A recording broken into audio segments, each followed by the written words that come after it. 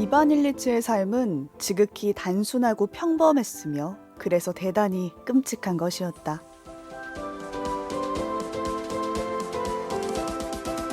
오늘 뭐 볼까 고민하는 분들을 위한 취향 추천 팟캐스트 책플릭스.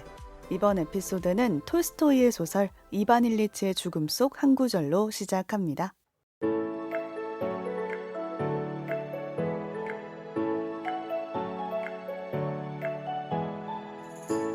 안녕하세요, 책디입니다. 오늘도 책플릭스 함께 만드는 두 분 나와 계세요. 안녕하세요. 책 보니 드라마 보니 이것저것 다 보는 본입니다. 덕질할 시간이 없는 덕PD입니다. 바쁜 거 티내기? 네, 바쁩니다. 바빠요. 오늘도 바빠. 그럼 달려봅시다. 오늘 작품의 내용이 꼭 필요하시겠네요. 아, 그럴 수 있겠어요. 네. 아, 그래요? 네. 저는 오늘 오프닝 보고 정확하게 무슨 내용인지는 잘 모르겠지만 네. 일단 생각났던 사람이 있어요. 음. 봉준호 감독이 음. 그 스콜세지의 얘기를 빌려가지고 음. 이런 말 하지 않습니까? 가장 개인적인 게 가장 창의적인 것이다. 네. 근데 이게 왜 생각났냐면 너무 삶이 평범하고 단순하고 막 개인적인 이야기 같은데 그거야말로 대단히 끔찍하면서 굉장히 창의적인 일이다. 뭔가 이런 생각이 들었거든요. 오. 각자의 되게 평범해 보이는 사연들을 자세히 들여다보면 굉장히 끔찍한 일이, 개인한테는 굉장히 끔찍한 일이 되는 게 아닐까. 음. 멀리서 아. 봤을 땐 되게 티가 안 나지만 굉장히 생각을 많이 여러 해왔네. 생각이 그러게요. 들었어요. 아니, 저는 이거 보고 그 보니가 이게 우리가 사석에서 한 얘기였는지 책플릭스에서였는지 오뜨밀에서 했던 얘기인지 기억이 안 나는데 이 책을 언급한 적이 있습니다. 저도 그래서 이반 일치 작품을 내가 이거를 덕PD한테 얘기한 적이 있는 있어. 것 같은데 라고 어. 하면서 골랐어요. 하고 네. 막 정신 근데 우린 또 찾아볼 시간이 없으니까 네. 그래서 보니가 이 얘기를 언급한 적이 있는데 이걸 또 가져왔네? 그리고 생각해보면 정말로 이번 시즌에서 보니가 계속 노잼, 노개성에 아. 대한 그걸 계속 표출해왔잖아요. 맞아요. 요즘 뭔가 진짜 큰 불안이 있는 것인가? 아. 혹시 괜찮은 거 맞죠? 인생 노잼에 괜찮나요? 대한 두려움? 인생 괜찮아요? 제가 그래서 요새 정말 공감을 했던 짤이 하나 있어요. 네. 이 오프닝과 딱 연결이 되는 짤인데 제가 프린트해왔거든요. 어. 이게 트위터를 강타했던 짤 중에 하나인데 이게 뭐냐면요. 인류 절반이 우울증이면 사실 인간은 원래 우울한 게 맞고 안 우울한 게 질병 아님? 트위터 지나치게 진짜 밝음증이 질환이고 인류 절반이 ADHD면 사실 정신 또렷한 게 질병 아님? 정신 또렷증 아님? 이런 짤이었는데 아 이게 너무 웃기기도 하면서 공감이 되는 거예요. 근데 저는 오늘 그 오프닝에서 제가 딱 마음에 와닿았던 부분은 접속사 그래서였습니다. 그러니까 인간의 단순하고 평범한 삶은 단순하고 평범하기 때문에 결국 끔찍하게 될 수밖에 없다는 게 이 짤을 떠올리게 했어요. 우리 삶의 디폴트가 평범하게 살면 그냥 끔찍하고 불안하고 괴롭게 사는 거구나. 고통의 본질이구나. 약간 그런 의미를 담은 문장처럼 저한테 느껴졌거든요. 근데 갑자기 제가 이 책을 고르니까 그 덕PD가 카톡방에서 정확히 이렇게 답을 하더라고요. 갑자기 톨스토이? 갑자기 지금 이렇게. 겨울 시즌에 미련이 남아있어요.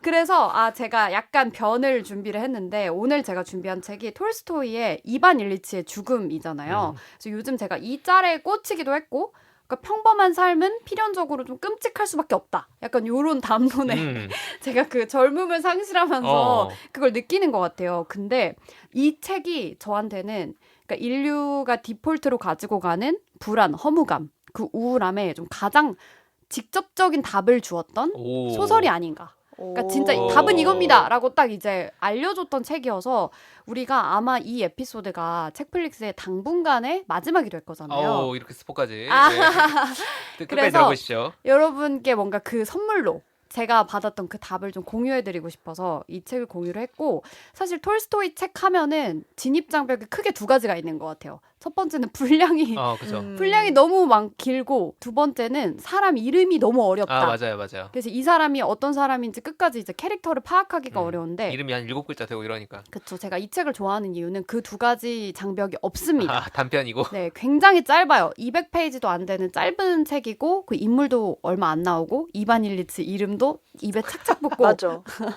그래서 도서관에서 빌리지도 않고 그냥 그 자리에서 후루룩 다 읽어버릴 수 있는 책이어서 제가 소개를 강력 추천을 드리고 지금부터 이제 짧게 소개해드리는 줄거리를 들으시면서 제가 찾았다고 하는 그러니까. 그 인간 삶의 본질적인 불안, 그 허무감에 대한 정답, 해결책은 무엇이었을까? 같이 고민해보시면 그러니까. 궁금한데 나 되겠습니다. 저도 어. 정답을 알고 싶은데요. 아니 정답이 아닌데 지금 저희가 포장하고 있는 것이 확률이 근데 있다. 대부분이 의심하라. 평범한 사람들이니까. 들어보시고 네. 네. 제가 이거를 그래도 이게 옛날 책이니까 어떻게 하면 좀 재밌게 얘기할 수 있을까 하다가 각각의 인물들이 뭔가 머릿속에 비주얼라이즈가 되면 좋을 것 같아요. 저는 제가 읽고 느낀 이미지는 가상 캐스팅. 맞아요. 가상 캐스팅을 해봤는데 이 이반 일리치라는 사람은 옛날에 파리의 연인에 나오는 박신양 약간 그런 이미지예요. 그 드라마에서의 박신양. 그렇죠. 약간 그 비주얼. 비주얼을 음. 생각하시면 조금 날카롭지만 어딘가 좀 따뜻한 구석도 있고 그렇죠. 유쾌하고 좀 잘 나가는 세련된 사람이잖아요. 애기야 가자 말고. 원래 이미지. 그쵸. 이반 일리치가 이 주인공인데 판사예요. 고등법원 판사고 그 사람이 45살의 나이로 세상을 떠났다라는 부고가 신문에 실리면서 이 소설이 시작이 됩니다. 근데 뭐 판사라는 직업에서 유추할 수 있듯이 굉장히 엘리트고 또 성실하고 평범하게 삶을 잘 꾸려왔던 사람인데요. 이렇게 45살에 갑작스럽게 불치병이 걸려서 사망하게 됐어요. 근데 뭐 이 이야기 자체가 안타까운 이야기지만 뭐 막 대단한 우리가 처음 보는 종류의 이야기는 아니잖아요.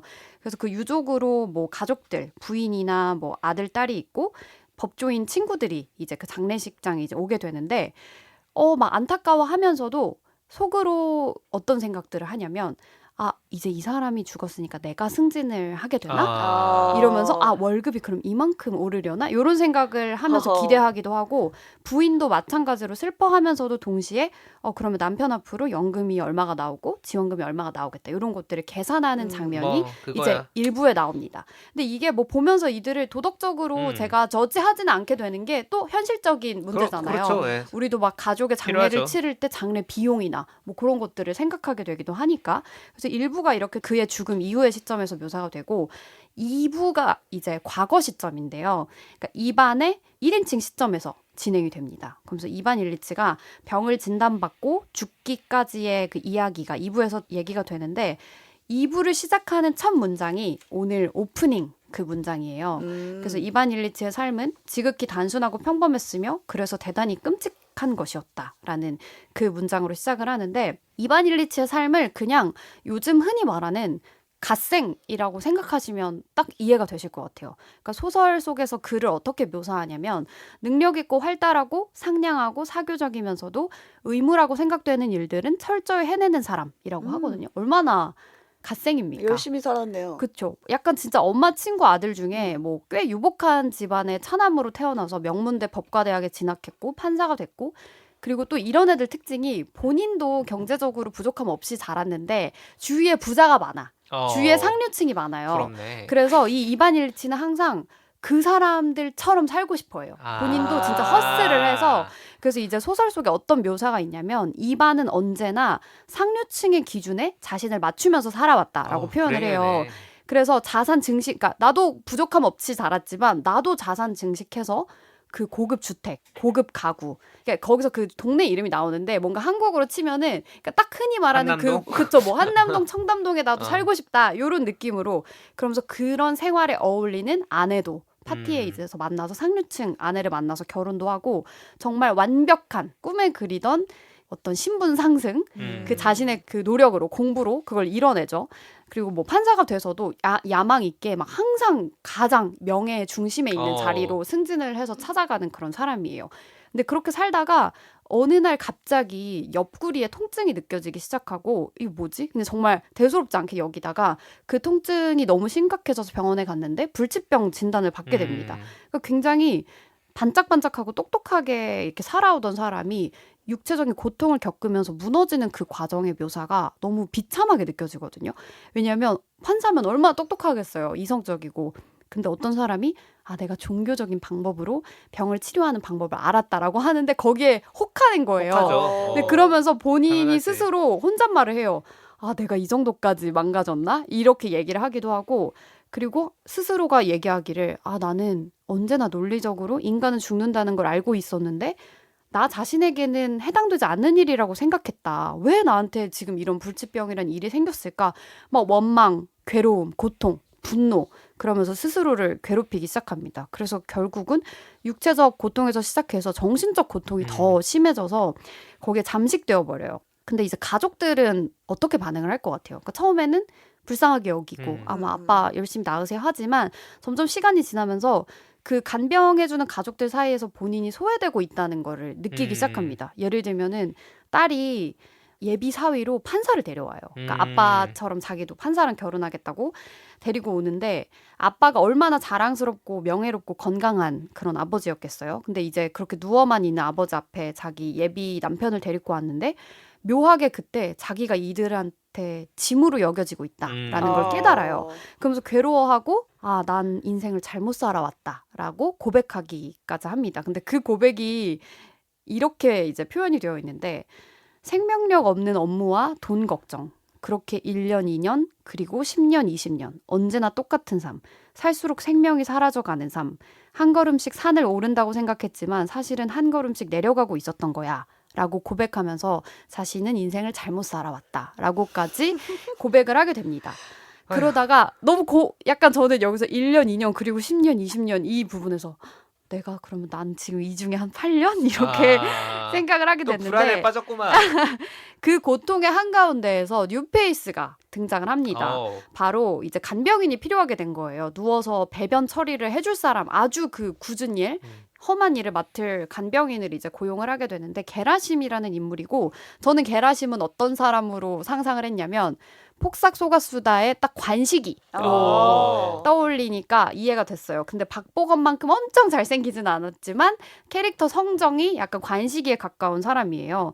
근데 이 게라심이 말씀드린 것처럼 입안의 그 배설물 처리 업무를 맡게 되는 간병인인데 입안은 이 사람을 통해서 아, 내가 진짜 원하던 위로가 이런 거구나를 깨닫게 돼요. 근데 그게 뭐냐면 이 게라심은 정말 정직하고 성실해요. 그래서 군더더기 없이 그 루틴하고 굳은 일을 막 옆에서 척척 해냅니다. 그리고 연민을 가지고 있는데 그 연민이 막 남에게 보여주기 위한 그런 예의 차리기 위한 연민이 아니라 입안의 그 고통을 자기가 정말 같이 느끼고 입안이 고통스러워서 밤을 새는 날이면 자기 의무가 아닌데도 옆에서 같이 그게 괴로워서 고통스럽게 같이 밤을 새요. 공감이 장난 아니네요. 그쵸. 가족보다 낫다고 생각할 것 같아요. 그렇죠. 근데 이제 게라심은 그 연민에 또 갇히는 사람이 아니라 할 일을 계속 부지런히 해요. 그래서 그 이반이 게라심을 보면서 어떤 생각을 하냐면 아, 내가 한창 판사로 잘 나갈 때 일을 척척 이렇게 해내는 모습이 떠오른다. 라고 할 정도로 그러니까 성실하고 연민을 가지고 있는 정직한 게라심입니다. 근데 그러면서 이반이 어떤 걸 깨닫냐면 본인은 병이 걸리고 나서 항상 한 가지 질문에 매달리고 있었어요. 왜 나한테 이런 일이 일어났을까라는 이걸 이해하고 싶어하는 그 질문이었는데 게라심을 보면서 깨달은 거예요. 그러니까 게라심 덕분이다라고 명시되어 있진 않았지만 이건 제 뇌피셜로 아마 게라심이라는 인물을 통해서 이반이 어느 날 갑자기 그러니까 소설상으로도 좀 어느 날 갑자기 이반이 아 그래 이거야 라고 깨달음 자유함을 얻습니다. 그게 뭐냐면 죽음은 어디로 갔지? 그동안 익숙해진 죽음에 대한 두려움을 찾아봤지만 찾지 못했다. 두려움은 이제 없다. 죽음이란 것은 이제 나에게 없기 때문이다. 라고 고백을 하는데 그 죽음의 고통에서 해방되게 했던 그 감정이 바로 가족들을 향한 불쌍함이었어요. 그러니까 이반이 어느 날 갑자기 자신의 고통에 몰두하다가 시선을 돌려서 이 게라심을 통해서 배운 거겠죠. 가족들을 바라보게 되는데 그동안 아내도 밉고 딸도 밉고 다 미웠는데 어느 날 이 사람들이 불쌍하게 보이기 시작했다는 거예요. 그러면서 아들이 불쌍하고 아내도 안쓰러웠다. 그래서 가족들을 다 불러서 마지막으로 미안하다. 나를 용서해달라라고 고백을 해요. 그러면서 자유롭게 본인의 표현에 의하면 죽음을 아예 잊어버린 상태로 죽음을 맞이하게 됩니다. 그러니까 어떻게 보면 딱 바로 이해가 안 되는 부분일 수도 있잖아요. 근데 저는 그러니까 왜 그 가족들을 향한 불쌍함이 그를 자유하게 했을까라는 질문을 제가 스스로 던져봤을 때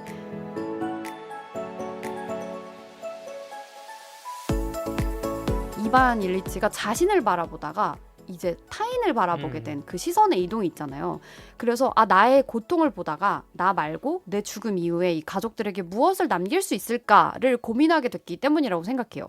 예를 들면 제가 책플릭스 원고를 준비할 때 아이템을 막 할 때 맨날 막 저한테 빨리 정하세요, 빨리 정하세요 하는데 아빠. 그 원고를 써야 하는 나에 집중하면 이제 고통스럽거든요. 근데 이게 이거를 듣는 사람들에게 내가 어떤 마음을 남겨주고 싶은가, 이 듣는 사람들에게 집중하면 이게 자유로워지고 그 과제에서 이제 벗어날 수 있게 그렇죠. 되는 것 같아요. 그래서 죽음 앞에서, 고통 앞에서 주변인들에게 내가 어떤 마음을 남기고 싶은가, 그리고 내가 주변인들을 정말 그 긍휼의 마음으로, 불쌍해하는 마음으로 보고 있는가, 이런 질문이 이 책이 저에게 남긴 질문이었어요. 근데 자기 자신을 바라보다가 음, 자기 자신은 이제 죽음을 향해 가고 있으니까. 그쵸. 근데 그게 아니라 시야가 다른 사람에게 향하면서 오히려 자유로움을 얻었다. 맞아요. 근데 그게 진짜 어려운 것 같은 게 어렵지. 이게 사람이 나는 원래 나잖아. 아프면 자기 생각밖에 못하기 맞아요. 때문에 맞아. 간병인들이 힘들고 가족들이 힘들어지는 거거든요. 그래서 가족들 입장에서는 환자가 오히려 이기적으로 보인단 보이죠. 말이에요. 네. 왜 이렇게 이기적이야? 나는 당신을 위해서 이렇게까지 그렇죠. 희생하며 병간호를 하고 있는데 어. 왜 당신은 당신 고통밖에 못 봐? 하면서 가족 간의 다툼이 일어나고 그렇죠. 미워지는 거거든요. 음. 근데 그 환자 본인 스스로가 죽음을 어떻게 하면 받아들이고 그 다음에 다른 시선으로 주변 사람들을 볼 수 있을까? 그 전환점이 찾기가 되게 어려운 어렵죠. 것 같아요. 저는 그래서 사실 여기서 좀 뜬금없이 서브스턴스 생각이 음. 났거든요. 그 주인공이 거울을 계속 바라보기 때문에 네. 고통 속에 점점 빠지잖아요. 음. 그래서 저는 제발 맞아. 저렇게 좋은 집도 있고 주위에 친구들도 있고 이웃들도 있는데 한 번만 밖을 바라봐라는 안타까움이 그 영화를 보면서 들었거든요. 그래서 자기 자신을 탐닉하는 게 고통이 되고 타인을 바라보고 그런 마음을 가지는 거, 좋은 마음을 가지는 게 그 허무의 해결책이다라는 걸 이제 깨닫게 된 거죠. 이 책을 통해서. 저 갑자기 최근에 저희 아버지가 수술을 하셨는데 그게 이제 후유증처럼 계속 통증이 있어서 엄청 아프셨던 거예요. 그래서 저랑 통화를 하다가 이제 딴 얘기를 했죠. 저랑은 뭐 밥을 뭘로 먹을까, 뭐 식사 메뉴와 운동을 어떻게 할 것인가 이런 얘기를 하고 전화를 끊는데 엄마가 옆에서 통화를 듣다가 저한테 한 번 더 연락을 해주시면서 했던 말이 야 너네 아빠가 너랑 통화할 때 아픈 걸 잊었다더라 이렇게 말씀하시는 거예요. 그러니까 사람이 내 통증에만 집중하면 진짜 어쩔 수 없이 왜 나에게 이런 시련이 맞아요. 왜 나는 이렇게 아픈데 왜 다른 사람은 뭐 이렇게 생각을 할 텐데 그 시선을 돌리는 것 자체가 되게 필요하구나 이런 생각이 드네요. 집중을 거기 하는 거죠. 그렇죠. 뭐 다른 얘기긴 한데 제가 최근에 한번 좀 다쳤거든요. 한번 넘어져가지고 비 오는 날 좀 크게 다쳤는데 물론 이제 뼈나 이런 데 이상은 없습니다. 그래서 정형외과를 갔을 거 아니에요. 근데 제가 마침 그 전까지 약간 만성질환으로 족저근막염 비슷한 증상이 있어서 정형외과를 다니고 있었어요. 다니고 있었는데 딱 접수하러 갔더니 오늘도 발바닥 때문에 오셨죠? 라고 하시는 건데 아니요 저 넘어졌어요 라고 하니까 하면서 놀라시는 거예요. 근데 내가 그 순간 깨달은 거야. 나 원래 족저근막염 때문에 아팠는데 다른 고통이 생기니까 이게 뭐야? 고통이 고통을 덮었어. 여기에 집중하니까 왜냐면 더 큰 관심사가 생긴 거지. 내 관심사는 뭐 이게 넘어져서 생긴 이런 상처들인데 그러다 보니까 그 전에 있던 거는 더 작아지는. 그래서 지금 이게 왜 제가 농담처럼 얘기했지만 강도가 달라진다. 그러니까 예전에는 나의 죽음이 제일 큰 관심사였는데 맞아, 그 전에 맞아. 가족들한테 관심이 없었을까? 있었어. 근데 맞아. 그게 더 커진 거죠. 맞아요. 그러니까 그거 되게 비중이 중요하다는 거예요. 없어지는 거 아니고 왜냐면 죽는 결론은 이미 남아 있잖아. 맞아요. 나도 아직도 족저근막염이 있어 여전히 지명이야. 있는데 지금 손목이 더 아프니까 그냥 그 고통을 잊고 사는 거야. 그러니까 맞아요. 이렇게 생각할 수도 있다. 맞습니다. 그래서 그런 차원에서 여러분께도 우리도 45살에 이반 일리치와 같은 죽음을 겪지 말라는 법이 없습니다. 그래서 그때 주변인들에게 어떤 마음을 남기고 가고 싶은지 좀 생각해 보시라는 의미에서 묘비명을 제가 써오라고 미리 숙제를 드렸거든요. 제가 책플릭스 하면서 부고도 한번 써보고 묘비명도 써보고 죽음 집중 방송입니다. 네. 죽음을 생각하라. 메멘토 모리죠. 그쵸. 근데 묘비라는 거를 또 처음에 PD처럼 생각을 해봤어. 연출적으로. 근데 그게 뭐 대단한 무슨 표현을 하려는 게 아니라 묘비란 누가 보느냐. 어디서 누가 보느냐. 묘지에 온 사람들이 보잖아요. 그렇죠. 그러면 결국 이거는 내가 어떤 사람이었다를 기록하는 게 아니라 내가 그걸 보러 온 사람한테 하고 싶은 말을 기록해야 된다. 시청자 중심으로 생각을 한다면. 그래서 처음에 타겟 생각한 독자 건 중심으로. 처음에 생각한 건 뭐였냐면 고마워요였어요.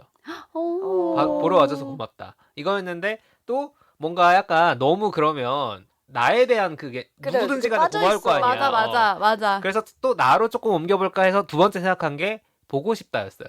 나도 보고 싶은 거지. 그러니까 당신이 나를 보고 싶어서 왔던 것처럼 나도 당신이 약간 보고 싶다. 섬뜩한데요? 근데 한 다음에 이거 좀 이상한데 딱 갔는데 몇 년도부터 몇 년 써있고 그 밑에 보고 싶다 무서워. 라고만 하면은 뭐야 이게 라는 생각이 들어서 조금 섞었다. 그래서 이제 상호 관계와 나에 대한 걸 좀 섞어서 제가 최종적으로 쓴 거는 수다 잘 떨고 갑니다. 오. 그러니까 저는 이 수다가 진짜 제가 말이 많은 편이기도 하지만 그 상호작용이라고 생각을 하거든요. 이것도 어쨌든 듣고 얘기하는 거고 그리고 제가 이 세상에서 만난 모든 사람들이나 인연 같은 것들이 수다라는 표현을 통해서 당신과 나와의 인연이 즐거웠다. 고맙다.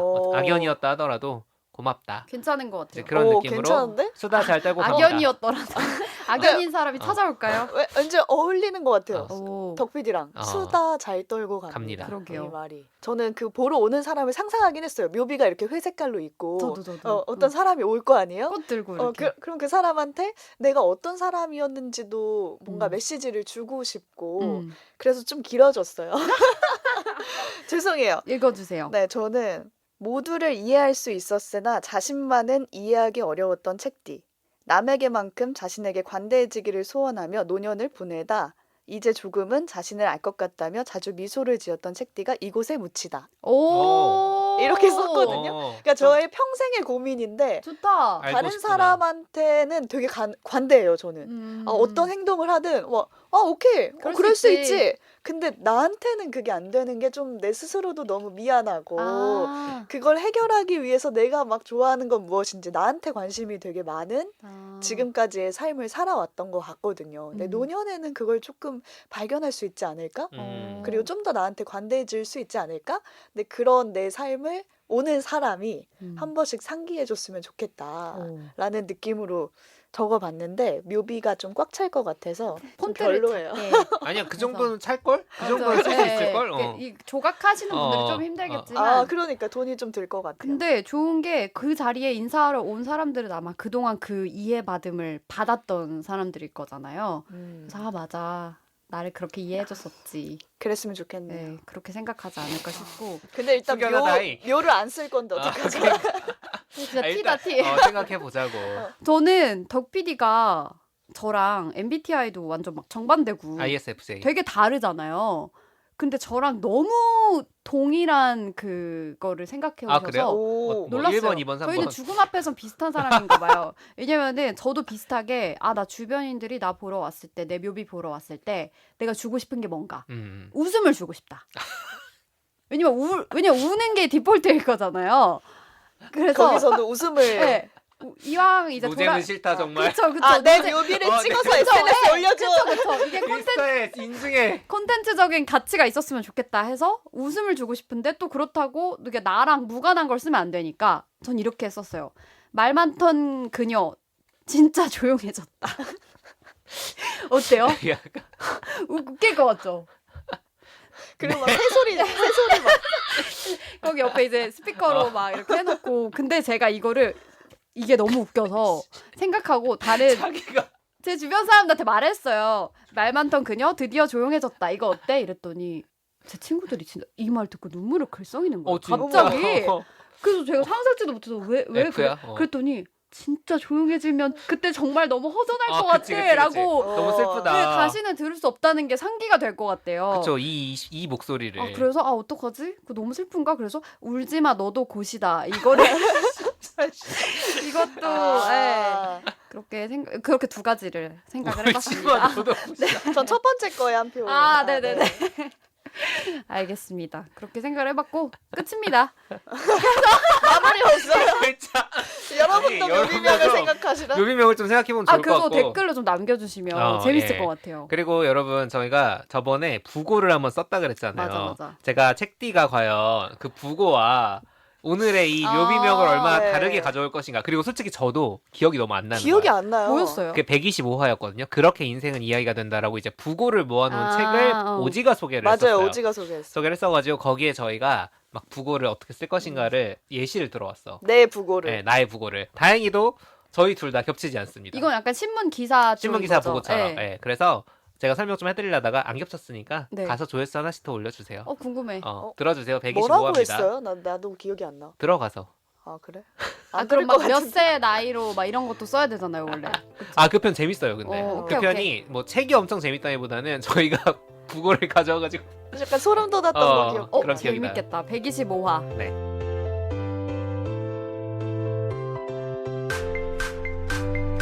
오늘 뭐 볼까 고민하는 분들을 위한 취향 추천 팟캐스트 책플릭스.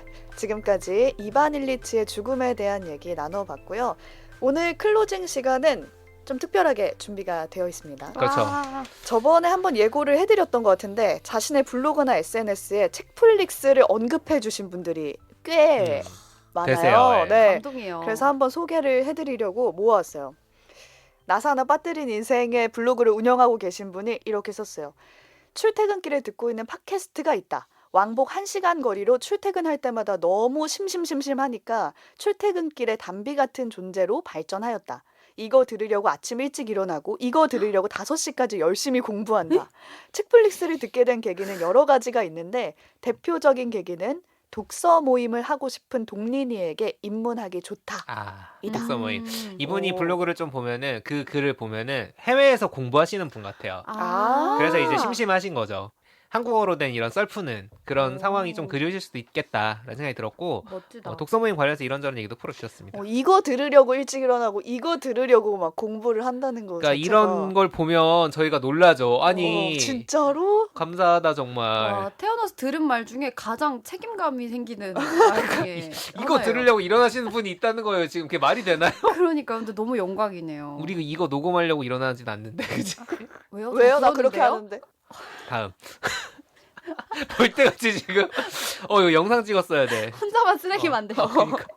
네, 그리고 다른 블로그가 또 있었네요. 루토끼의 갓생 사는 법. 와, 우리 갓생 키워드 자주 나오네. 라는 제목의 블로그 글에서 이렇게 적어주셨습니다. 책 읽을 시간이 부족한 분들께 강력 추천하는 팟캐스트예요. 매회 한 권의 책을 깊이 있게 다루면서 책의 핵심 내용과 인사이트를 제공해줘요. 독서를 꾸준히 하고 싶은데 시간이 부족한 분들이 듣기 딱 좋아요. 책뿐만 아니라 영화나 넷플릭스 드라마도 같이 추천해주거든요. 그만큼 콘텐츠가 다양하다 보니 듣는 재미가 있더라고요. 자 여기까지는 일반적인 얘기인데 그 다음이 킬링 포인트입니다. 이거 너무 웃겨. 출연진 분들에 대해서 찾아봤는데 정보를 자세히 찾을 수가 없더라고요. 혹시 잘 아시는 분들 계시면 댓글 달아주세요. 꽤 유명한 분들인 것 같은데 어떤 분들인지 아시면 공유 좀 해주세요. 라고. 자, 저희가 이거를 처음에 공유했을 때 네. 누가 유명하냐? 누가? 근데 저는 궁금한 게 이분이 꽤 유명한 분들인 것 같은데라고 적게 된 계기가 그 궁금해. 근거. 네, 그게 궁금해요. 나도 그게 너무 네. 궁금한 거야. 찾았는데 안 나오는 이유가 있죠. 일단 우린 우리는 유명하지가 않아. 그리고 일단 그리고 본명이 안 나오잖아요. 우리는 본명이 검색하면 나올 수는 있어요. 음. 아무래도 방송국에 있다 보니까. 그리고 그쵸. 저희는 이제 지상파 라디오로도 여러 번 방송이 됐고 유튜브 채널도 있었기 때문에. 맞네. 근데 우리는 어차피 본명을 책플릭스에서 밝힌 적은 없고. 그쵸. 분명히. 그러다 보니까 그러신 것 같은데 이거 혹시 지금도 듣고 계시면 꽤 유명한 분들인 것 같은데 근거 좀 제발 알려주시기 혹시 바랍니다. 우리의 좀 당당함? 자 이런 데서 그리고요. 느껴졌나? 그 외에도 이제 이게 지금 두 개를 좀 길게 소개해드렸는데 짧게씩이라도 저희 책플릭스 언급해주신 분들 네. 하이브리드 생활체육인 뭔 말인지 알지 나의 꿈의 오디세이 헤비더빗 순간의 순간 NAMHY님 블로그에 써주셨습니다. 와. 이분들까지 해서 이제 올해 남겨주신 것들 중에 공개글 그러니까 검색했을 때 걸리는 것들만 일단 모아 소개를 해드렸는데 저희가 6년 차다 보니까 그 전에 남겨주신 것들도 되게 많아요. 맞아요. 그리고 이제 그 전에 오히려 팟캐스트가 더 흥했으니까 더 많은데 저희가 다 보고 있었다는 점 말씀드리면서 이제 지난번 댓글 소개 이후에 새로운 댓글들 중에 몇 개 좀 소개해 볼 텐데 일단 많은 분들이 책뒤의 기쁜 소식을 축하해 주셔서 이건 제외했습니다. 네, 감사합니다. 내가 왜 감사했지? 임신 안 했으니까 자기는 이렇게 다음 걸로 넘어가요. 감사합니다. 네. 진짜 덕 PD가 다 검색을 해서 일일이 어디에 우리가 해시태그가 됐는지를 SNS, 뭐 각종 포털 사이트 다 그쵸. 찾아보거든요. 저 거의 뭐 네. AI 메일 코딩이 되어 있다는 얘기가 있어요. 가끔 해요, 가끔. 네. 그리고 콩클럽의 편에서. 그 편에서 더 러블리 시어터님이 오래된 팬은 아니지만요. 들은 지 1년은 됐는데요. 처음으로 댓글 남깁니다. 1년이면 오래된 팬이죠. 그쵸. 감사합니다. 콩클럽의 에피소드가 나온 금요일 퇴근길에 바로 들었는데요. 와, 버스 안에서 두 분의 블랙 비밀 맞추기 듣다가 웃음 참느라 너무 힘들었어요. 그래서 이렇게 댓글 남깁니다. 그렇습니다. 그 뒤에 이제 본인이 경험한 좋은 리더 이야기를 쭉 써주셔서 이거 유튜브 댓글인데 그 콩콜랍 에피소드 재밌게 들으신 분들 그 댓글 보시면 좋을 것 같아요. 재밌습니다. 그래서 나중에 저희 미스터리 특집 한번 해요. 아, 뭐 그래요. 근데 그래서- 블랙 비밀을 결국 우리가 못 맞춘 게 그렇죠. 그게 아니 킬포죠. 그냥 못 맞춘 게 아니라 헛소리를 계속 한 게 너무 재밌는 다른 거지. 방향으로 너무 많이 갔어. 하지만 너무 진지했다. 그렇죠. 즐겁습니다. 그리고 점작상 저희 젊은 작가상 편에서 제가 최애 아이 했었잖아요. 향기 덕후님께서 너무 어려운 질문을 주셨거든요. 그러니까 본인이면 만약 최애를 더 이상 좋아할 수 없게 될 때 멤버를 바꾸실지 팀을 바꾸실지 충격에 정리하실지 궁금합니다라고 자. 하셨는데 N땡땡땡땡에 논란이 생겼어. NCT 위시라고 하셔도 되고 사실 이게 또 K-pop 덕질 10N년 경험상 이 일이 왜 없었겠습니까? 반드시 있죠. 여기서 충격에 정리하실지라고 말씀을 하신 거 보면 사회면에 오르는 정도의 일을 전제하고 물어보신 것 그쵸, 같은데요. 오늘 우리가 죽음에 대해서 다뤘잖아요. 저는 죽었다고 생각합니다. 그러니까 내가 지금까지 좋아했던 그 캐릭터, 그 사람은 죽었다. 죽었다. 고인이 됐다라고 생각을 하고 그냥 분리해서 없다. 봐요. 네, 그리고 신속하게 정리? 다른 팀으로 반성? 정리합니다. 왜냐하면 같은 팀에 머물러 있기가 힘들어요. 계속 왜냐면 생각이 나지. 노래에서 목소리가 계속 나잖아요. 이거 그치. 아마 공감하실 텐데 공감하시죠. 그래서 그 목소리를 듣기가 힘들어서 음, 세상은 넓고 또 아이들은 많다. 예쁜 아이들은 계속 아이돌은 나오기 많다. 때문에 음, 네, 도망갑니다. 그렇습니다. 그리고 이제 점작상 같은 에피소드에 저희가 방송을 이렇게 오래 하다 보니까 아까 부고 얘기할 때도 무슨 얘기를 했는지 기억이 안 난다. 라고 했잖아요. 저희가 젊은 작가상 소개하면서 우리가 젊은 작가상을 다룬 적이 있느냐 뭐 이런 얘기를 막 했었는데 투투님께서 젊은 작가상 수상집에 있던 강화길 작가의 음복 소개해 주셨어요. 이거는 청취자들만 알아요. 맞아. 저희가 그거 다뤘을 때 이제 강화길 작가가 점작상 받긴 했는데 단편집에도 이게 들어가 있어가지고 제가 맞아요. 썸네일을 그 단편집으로 했거든요. 그래서 기억이 안 난 거야. 근데 책디가 소개할 때는 젊은 작가상 수상한 작품입니다. 맞아. 이렇게 소개를 했던 거죠. 제가 소개했어요. 심지어. 와, 진짜. 레전드 에피소드 중에 하나라고 봅니다. 재밌게 읽었었는데. 아주 재밌습니다. 와. 그래서 감사합니다. 투투님 이런 댓글 남겨주셨고 참고로 투투님은 아이돌 덕질 관련해서 본인도 이제 음. 버블을 보니가 이제 나 구독한다라고 했을 때 고백했잖아요. 본인도 이제 다른 네. 거 구독했다. 아, BTS 고백. 멤버십을 아. 했다고 고백해 주셨습니다. 역시 그 덕후들만의 디테일 기억 능력이 있다니까요, 진짜. 그렇습니다. 그리고 김소비님께서는 이거 제가 남긴 댓글인 줄 저 깜짝 알았어요. 놀랐어요. 네. 이렇게 남겨주셨거든요. 예전에 책플릭스 순위 찾아보다가 N인 저는 MBTI N인 저는 내가 책플릭스를 홍보하기 위해서라도 GD처럼 유명해져서 책플릭스 너무 재밌어요라고 한마디 하고 구독자 팍팍 늘어나게 해야겠다. 그러니까 해야겠어요도 아니고 해야겠다. 네. 뭘 해서 유명해지지? 라고 상상의 나래를 편 적이 있거든요.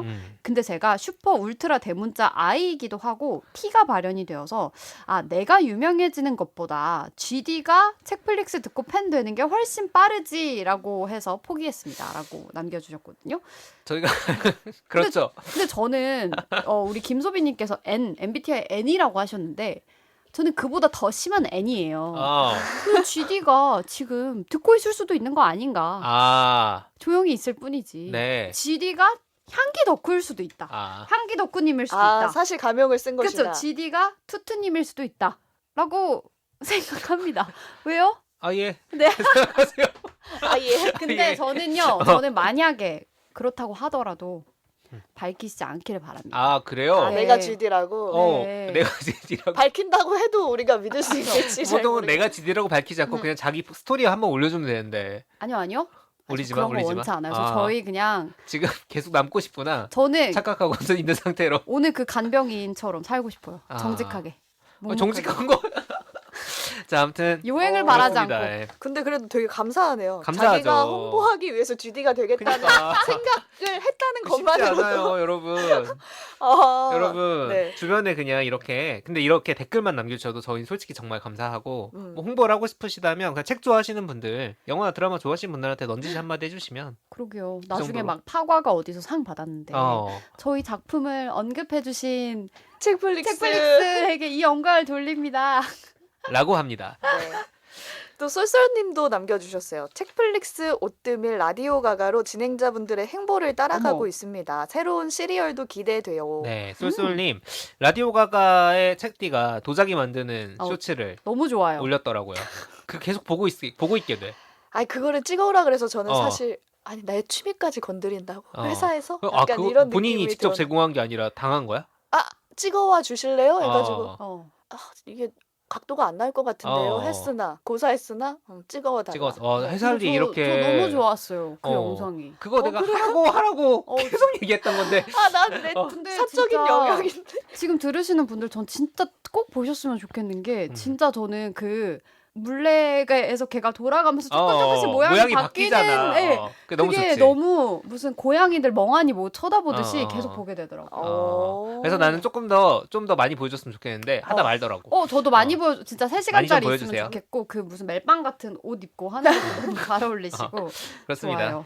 자, 라디오 가가도 많이 관심 가져주시고 거기 보면은 이제 본이도 나옵니다. 아 맞네. 저희가 네, 맞다. 본인도 나와요. 나도 여러분 있다. 유명한 분들이냐고 혹시 궁금하셨던 블로그 있죠?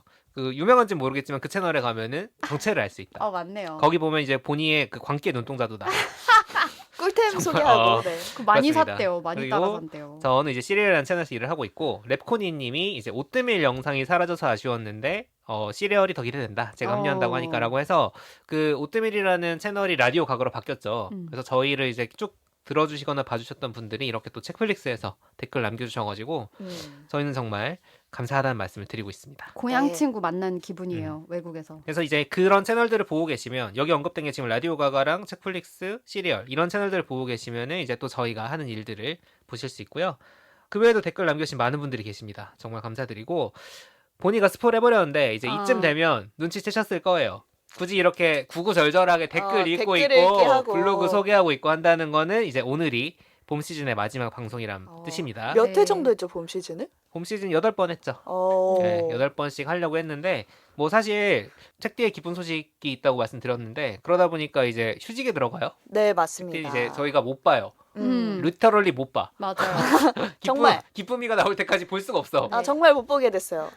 그렇게 되기 때문에 저희가 언제 돌아올 수 있을지 모르지만 돌아는 오니까 음. 저희는 한 번도 오피셜리 종방한 적이 없습니다. 제가 뭐 없는 동안에도 여러분이 새롭게 시즌을 여는 거는 제가 막지 않으니까요. 아니, 단톡방 따로 팔 거예요. 네. 하세요. 와 이제부터 개파 싸움이 시작되는 거구나. 나 어디로 줄 서? 싸움이야. 나 어디로 줄 서야 돼? 싸움일 게 뭐가 있어. 네, 여러분 여름 시즌 기대해 주세요. 이들이 아. 어떤 멤버로 구성해서 또 다시 돌아올지 저는 또 근데 언제쯤 돌아올지. 출산하러 떠나는 여성의 자리를 대체하지 맙시다. 아, 그 비워놓자고? 네. 아니, 비워놓은 채로 하는 거지 원래 없을 때 늦잖아. 갑자기 나 지금 혼자 울컥했다. 아니 그래서 방 빼라는 얘기가 아니라 없는데 방송을 어떻게 하냐고. 그러니까 방 빼야 될 사람은 기쁨이밖에 없습니다. 아, 그렇습니다. 그래서 전화 연결을 하든지 만약에 여름에 방송하게 되면 네. 짧게 안부라도 그거는 뭐 알 수 없고 저희는 사실 어떤 약속을 드리기는 어렵지만 분명히 돌아는 옵니다. 네, 네. 네. 그렇습니다. 언제 돌아올지 모르지만 돌아는 오니까. 말 많던 보니 드디어 조용해집니다. 몇 달간. 수다 잘 떨고 갑니다. 몇 달이 될지 몰라요, 여러분. 네. 생각보다 저희가 그리고 책플릭스 하고 싶다는 신입사원들이 있었어요. 근데 내가 그 자리를 절대 안 돼. 아, 절대 안 돼? 기득권 절대 유지해. 아, 그 절대 아니, 해요. 절대 해. 아니, 이 자리가 삐잖아. 둘이 할 거야? 오지랑 셋이 앉아서 할 거야? 그러면 저 철저한 자격 검증 하도록 아, 예. 하겠습니다. 그래서 어떻게 될지 모르지만 구구절절 말씀드렸어요. 돌아온다. 돌아올 여러분 근데 겁니다. 저희가 달리는 댓글들 예전 에피소드도 다 그때그때 봐요, 보고 네. 있으니까 네. 진짜 정주행 하시면서 하시면서 달아주시면 달아주시면 왜 제가 할 말 다 하세요? 둘 다 좀 말 좀 그만. 수다 잘 떨고 갑니다. 네, 이들의 말의 늪에서 저는 벗어나서 잠시 떠났다가 돌아올 거고요. 다음 시즌 또 기대해 주시면 좋겠습니다. 책플릭스 올해 봄 시즌 방송 여기서 마치겠습니다. 새로운 이야기와 함께 돌아오겠습니다. 그럼 또 만나요. 또 만나요.